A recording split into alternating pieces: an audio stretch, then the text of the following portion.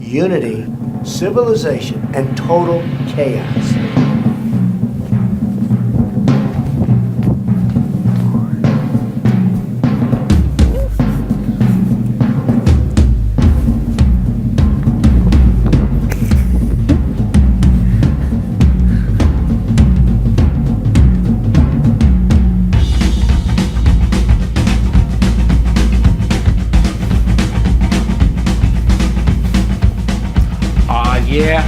Yeah, it's DVTV Live. Welcome to 2017.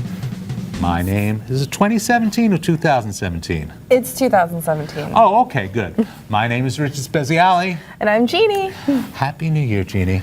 Happy New Year to you too. Did you have a good New Year's? Yes, I did. What'd you do on New Year's Eve? Absolutely nothing. Oh, I went to go see Oh Hello on Broadway. Oh, you did? Yeah, it was really fun. New Year's at midnight? No, but No. it was like the afternoon before The that. afternoon. Yeah. Okay, yeah. It was really fun. Where were you at midnight? I was in Brooklyn to avoid a million people in my backyard. Oh, okay, cool. That's right, because you're in Midtown. Yeah. Well, I was home. I was watching a movie. I barely knew. When I heard the explosions happening in Central Park, I was like, oh, it must be midnight now. So that's how I rang in the new year. Oh, you missed the Mariah Carey thing on TV. Oh, well, I Me saw too. it. I saw it soon afterwards. It was all over the internet, and I don't just to bring her into this conversation. I don't blame her. It's Production's fault. Well, first of all, in that echo chamber of Times Square, that's like the worst place. No, she could not hear herself. That is the worst place, and I can make anybody speechless if I mess with their in-ear monitor. So I don't. And her career is just fine. So we've been watching the headlines all day today, and this day. Well, there's been two stories. Yeah. The tally lights are working. We're totally confused, aren't we? There's been two stories that have been dominating the news today. Both of them bad news. Well, one is the hearings for the security for the FBI and everything, and the other is this horrible story of the teens in Chicago. Is it? Yeah. Yeah. The four teens, yeah. These four black teens in Chicago actually lured either a mentally ill man or mentally ill classmate into their house for the weekend. Classmate, yeah. Yes. And then they basically tortured him in the name of Trump because he was white. And they streamed it on Facebook Live. They said so. Not only they're really cruel, but they're stupid. And I'm glad they got caught, and they deserve anything they got coming to them. You know, hey, kidnapping. I heard somebody say kidnapping could get them life. Oh, it's a hate crime too. A hate crime and kidnapping. It could get them life in that state. Exactly. So let them go to trial. I don't even know how old these kids are. Oh my God. Obama even called it deplorable when the outgoing president is has like, to comment on a crime. Yes, that's pretty terrible. That's true. But I did see one headline that really pissed me off, and that's the second video we have to show, if we could bring that up. Because the headline said something about, well, it had to do with the Ethics Commission. And in the middle of the night on Monday, behind closed doors, the Republicans tried to gut the Congressional Ethics commission, entity, whatever it was. And if we have that headline, I hope we do. If we have that headline, it's a Washington Post headline. Somewhere on the video they have it. And you got to roll it, guys. Hit play. Okay, there it is. And this headline really pissed me off because it said, after Trump tweet. After Trump tweet. And that wasn't the case. Because buried in like the 6th or the 7th or the 10th paragraph is a quote from a Republican representative from North Carolina who said his phone in the office was ringing off the hook. It wasn't because of the Trump tweet. It was because a lot of people, a lot of ordinary citizens like you and me and you called in, expressed outrage to your members of Congress, which is really encouraging. Well, first of all, it's encouraging to see that, you know, the 103rd, is it the 103rd Congress? I've lost track. 103rd. Yeah, which was just sworn in. They tried to pull a fast one even before they were sworn in. It's the biggest Republican majority since 1928. That's So the last scary. time this happened, yeah, it is scary because 1929 was the big crash and the Great Depression followed. So this is the first thing that they tried to do. And it is encouraging that the public, not Trump, the Trump tweet had to do with, he didn't even criticize the action. Yeah. He criticized the timing, okay? So the Trump tweet had nothing to do with it. It was after the fact. And of course, he's manipulated. Well, he's a genius at this. This is what I have to give it to him. I hate the motherfucker. Online bullying. Yes, online bullying, yes. Yeah, I don't like him at all, but I have to hand it to him. He's brilliant. And I think one of his advisors said, put a tweet on this. Get ahead of this with the tweet. Yeah. But I find this story very, very encouraging because it was the public. And, okay, there's a fully Republican, not a fully, but Republican majority in both the House and the Senate. The Republicans have the White House. So This looks scary. it is scary. The last line of defense, people, the last line of defense Is the people. is you and I. It's us, okay? And this program tonight is about that because we have more power than we think. It's all, you know, it's all well and good to bemoan the fact that there's all Republicans in there, but guess what? Most of those people, well, none of those people have. Trump got in with a negative 3 million vote majority. And he got in because his best friend, Vladimir Putin, It's Putin. No, I'm pretty sure it's Putin. No, it's Putin. Do you not know Cyrillic, Rich? Okay, but no, I don't. You What not is know Cyrillic? Russian? I know. Huh? Russian. Russian. You don't know no. Russian? I have to spend more time out in Cyrillic is like the out in alphabet that the Brooklyn. Russians use. No, You should I spend know, more yeah. time in Brighton Beach. Yeah. Brighton Beach.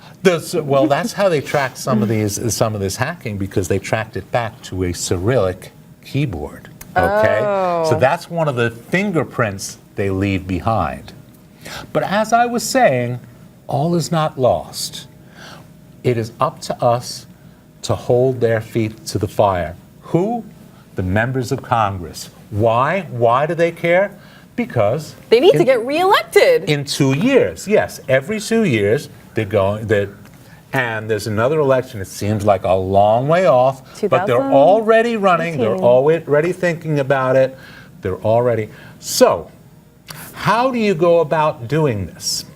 Well, first of all, I want to bring your attention to something called Indivisible. This was a Google Doc. Oh, really? Just 2 weeks ago, Wow. somebody put this up as a Google Doc. Oh, wow. But now it's a PDF, and it's basically a 24-page guide. And if we have that video that says Indivisible, please roll that video. It's a 24-page guide. It's a very quick read, but it's a guide written by congressional staffers who were dealing with the Tea Party and noted how the Tea Party blocked Obama at every move. Oh, wow. So they've taken this and put it into a manual, step by step, how to talk to your member of Congress.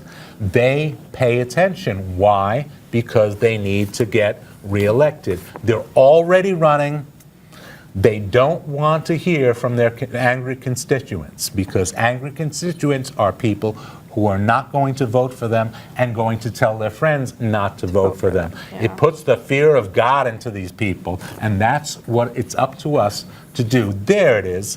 Because we elected these people, and these people are supposed to represent us, so we should definitely make our voices heard. And it's definitely encouraging that the people and the citizens of the United States are finally getting active after the scare of Trump being elected. Absolutely, yes. Well, it's a matter of people have to get exactly. scared. So one of the things it tells you to do, well, first of all, how do you know? Now, how do you know, and this is going to be the next video, how do you know who your elected official is? Well, one of the pages in the guide, this is in very small letters. It's called callmycongress.com. We have an instructional video if you can't figure out how to dial that into your URL bar. But it's a demo video. It'll show you. You put in your address and your zip code, and it tells you who your congressional representative is. And who your senators are as well. And who your senators are. Well, in New York, it's going, all of New York, it's going to be Chuck Schumer and Gillibrand. Yes, they're Democrats. So yes, technically, they know what they have to do. And Schumer is there it is, call my Congress. And when you click on your congressperson, it shows you their track record. There's one for, I believe, Carolyn Maloney. It shows you their track record, their voting record, their Twitter handle as well, how to get in touch with them. And this booklet tells you basically what to say to them. You don't give them a whole laundry list of stuff. You give them one issue at a time. And you know what the best part is? You should definitely write physical letters to these people too. Oh yes, handwritten letters. They take, because the form letters are okay, and the petitions you sign online. But they know that's like one click. There it is, one click. I can hear it clicking right now.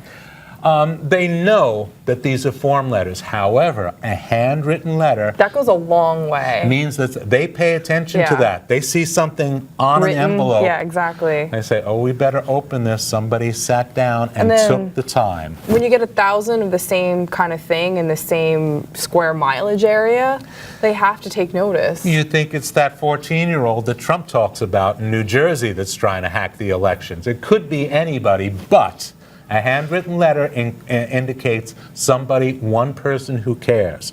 So a handwritten letter goes a long way. A phone call goes a long way. Ask to speak to the staffer. Again, in this indivisible booklet, they give you step-by-step instructions. It's not hard. It doesn't take long.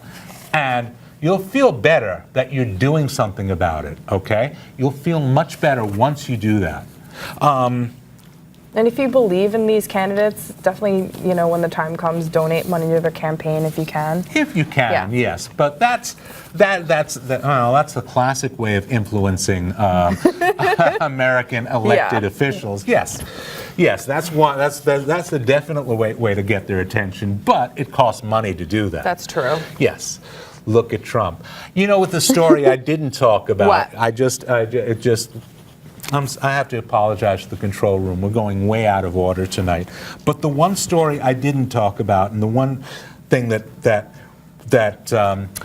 it popped up on Salon this morning, the story that at least 50 of the electors in the Electoral College that voted for Trump are illegitimate. At least 50 of them, okay? Pam Bondi's illegitimate. Yes, Pam Bondi. Now, where have I heard that name before? Because she's the Attorney General of Florida. Right, and wasn't there something, she had something to do with the Trump Foundation? Oh, yes. And a $25,000 check. She was about to investigate the Trump Foundation, but suddenly, or the Trump University, suddenly this check arrived in the mail, and she dropped the investigation, and now she's up. Settled. And she's visited Trump Tower. She's up for a job in the administration, okay? Rewarded for dropping the investigation. Now, illegitimate electors, does that mean anything? For tomorrow? Tomorrow is when they tabulate the votes and they actually make it official. Tomorrow is the actual day, officially, that Trump gets elected president. Will it make a difference? Don't get excited, because it won't. Because if the Electoral College is found to be illegitimate, or some of the electors are found to be illegitimate, well, then it goes to the top 3 people who got electoral votes. Who got electoral votes this time? Trump, Clinton, and Powell. Colin Powell, who wasn't running. Former Secretary of Defense, Colin Powell. It wasn't running, doesn't want to be president. Kind of retired, done. And it's up to the Republican-controlled Congress to actually cast those votes. So nothing is going to change. Don't get excited, folks. But it's just another indication of how, well, as I've been saying since the year 2000, your vote counts, unless, of course, it doesn't. And maybe it doesn't. I'm not telling people not to vote, but it's certainly discouraging with all the hacking going on, all the influence in the election, all the money going into the election, all the disinformation that was coming from both Republicans and the FBI. And now we find out that many of the people who are actually tasked with doing the actual election itself, the electors, 50 of them, at least 50 of them, are illegitimate according to state laws and regulations. And if they're not living by the law, well, why are we paying any attention to the Electoral College? But anyway, let us move on. Not a pun there. So what can we do besides call our congressmen and demand action? And again, when you call them, or your congresswoman, give them one topic, one thing. Don't give them a laundry list. They always get laundry lists. Focus on one thing. Let the staffer. You probably won't speak to. Won't speak to the representative, but you might if you go to an event or a ribbon cutting or something like that. I don't know if you'll catch Chuck Schumer, but. You never know. I mean, he does, and I believe there's a demonstration this Saturday going to Chuck Schumer's house. He lives in Brooklyn. Oh, really? Yeah. Oh, wow. What kind of demonstration is it about? I'm not sure of the focus now. I'm not sure of the focus because I don't have my notes with me, but I should know this.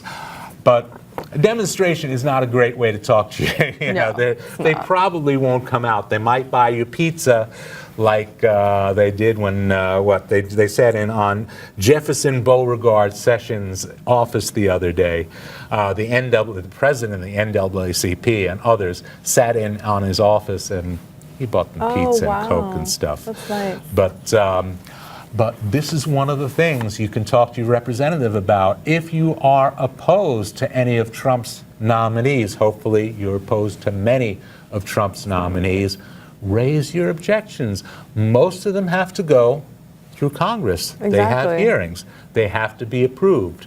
They can't get rubber stamped or should not get rubber stamped. Now, some of them don't have to go through, and again, we have a vacant seat on the Supreme Court, and more may vacate because some of those Supreme Court justices are getting up in years. Yes, they're getting on. I'd like to see Ruth Bader Ginsburg hang on for another 8 years, but that may be unfair. But then again, Orson Welles used to say, people with power live to ripe old age. That's true. Popes and orchestra conductors. You know, the Pope gets up in the morning and he wakes up and he says, I'm Pope and you're not. I have another day to live. So I know. I was always thinking that a lot of these Supreme Court justices, they're lucky because once they're in for life. They can have this job for 20, 30 years. Yes, they don't have to retire. And it scares me that Trump is going to elect one that's completely conservative and completely, pro-life. Yeah, and he's probably going to find somebody in his late 30s, too. Late 30s? Late 30s or somebody like that. Do those kids exist? Yeah, and it does not have to be, it does not have to be a former judge or a current judge. It could be anybody. They were even talking about Chris Christie before he got the shaft. Chris Christie is a judge? Does he even have He's not a judge. He's a former prosecutor. They were talking about Rudy, too, before he got sidelined. But, Trump could have appoint pretty much anybody. I think Bush wanted to appoint one of his secretaries. But you have to have, a law degree, right? I believe so. To be a judge anywhere? I believe so. You have to have some sort of JD degree, even if it's from a third-tier school. You have to have a law degree. Again, I'm a bit over my head in the water in this because I don't know what qualifications, but I know a lot of the people that Trump is going to nominate, Trump is going to put forward, should not be eligible or are not qualified. On that point, again, every Supreme Court justice has to be ratified. And speaking of Sessions, now Sessions was going to become a federal judge or nominated to become a federal judge 30 years ago in the 80s. The Republican Congress 30 years ago judged that he was too racist at that point. But somehow now he's going to take over the Justice Department. Oh, lovely. And just to remind everybody, Sessions So some of the things that came up and were corroborated by other witnesses, Sessions liked the KKK until he found out that some KKK members smoke pot. That was his problem with the Ku Klux Klan. Oh no, that some of them actually got high. He also called an assistant district attorney boy, and he instructed that African-American assistant district attorney, be careful how you talk to white people. That's the guy that's going to run the Justice Department. Hey, Black Lives Matter for like a few more days, apparently. But anyway, there's a big demonstration the day following the inauguration. I know there's going to be demonstrations all over D.C. All over D.C., all over the country on the 20th. On the 21st, it said that at least 200,000 women, 200,000 women are going to, and their male partners, counterparts, supporters are going to descend on Washington. Hallelujah, I may join them. This started out as a small thing. This started out, I believe, a woman in Hawaii started out like a Facebook group or something, and she said, you know, she got like 40 people to agree, yes, we should go to Washington. It's now grown to 200,000. So God bless her and the resistance. Yes, it's one way to resist is going to the streets and shaking your fist and making noise and blocking traffic. Call your congresspeople. And civil disobedience. Another way, and you don't have to get cold to call your congressperson. You can do it from the comfort of your own home. Other demonstrations that are going to take place. Well, if this is what motivates you, if you want to get high on Inauguration Day, there's a group in Washington, D.C. handing out 4,200 joints at 10 a.m. on the day of the inauguration, and they're encouraging everybody to light up at 4 minutes and 20 seconds into Trump's inaugural speech. But be careful, because weed is legal in D.C. It's legal to give away. There's no crime. You can have up to 2 ounces on you, but you can't light up in public. And definitely don't light up on federal land. Oh, no. Because they'll really, So that's one form of demonstration. Hey, what is it? The pussy lollipops? They're they're giving those out. One form of protest, but I don't think they're sending it to the White House. But I don't think that's really going to be that effective. I still think everybody should still donate to Planned Parenthood, not under Mike Pence's name. They should start doing it under Jim Ryan's name. That would be so great. Paul Ryan's name. Yeah, Paul Ryan. Sorry, I meant. Well, in anybody's name, make a donation to Planned Parenthood. It may not be so crucial here in New York. Of course, we're in a bubble, but think of those states where there's like one or two chapters of Planned Parenthood in a whole state. In the whole state. And there's places like Wisconsin where majority of the women actually of low income get their primary basic OBGYN care at a Planned Parenthood clinic. At a Planned Parenthood clinic, Just for cancer screenings, general health, birth control pills, things that they need to survive. Yeah.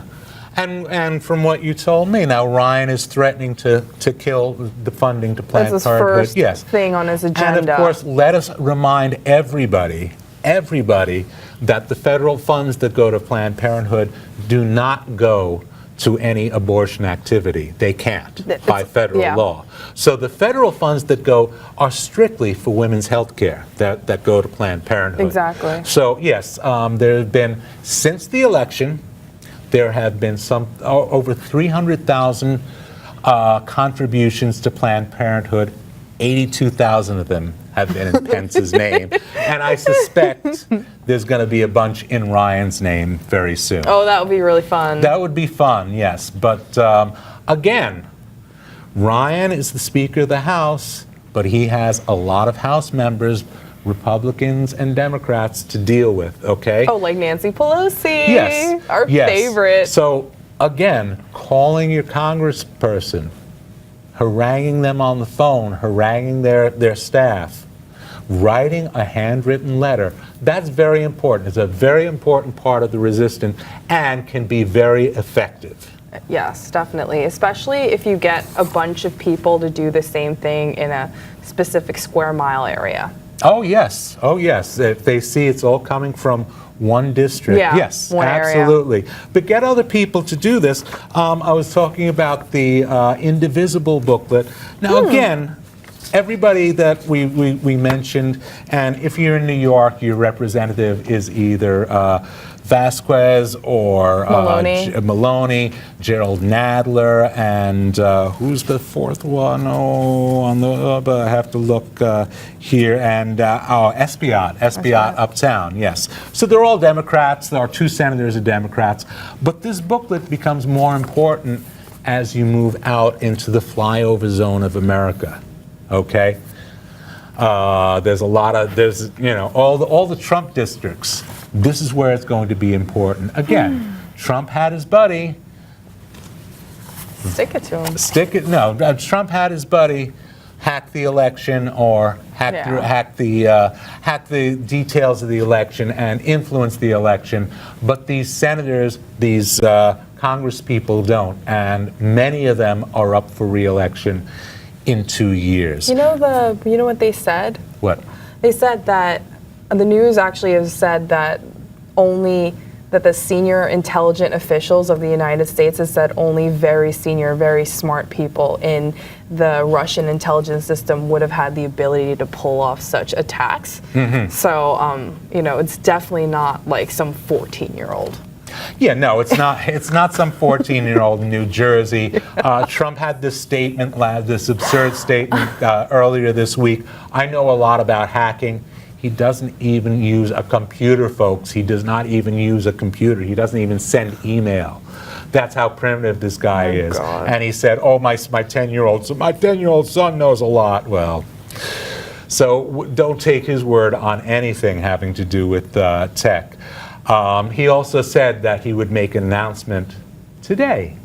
Did you hear any announcement today about what he has to say about hacking? No. Hell no, because he doesn't know what he's talking about. Exactly. And the whole thing comes down to he can't stand that he didn't win the election legitimately. He can't stand it. Putin did it for him. After all, he was like the former head of an intelligence agency before the KGB. That's right, yes. Is it Putin or Putin? It's Putin. Okay.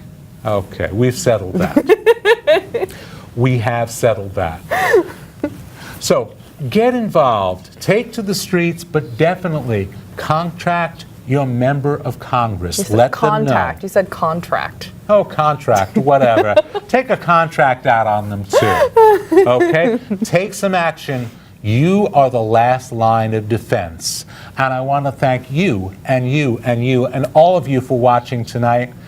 This is Richard Speziale. And this is Jeannie. And until next Thursday at 10:30, from everyone here at DVTV Live, good night, good news.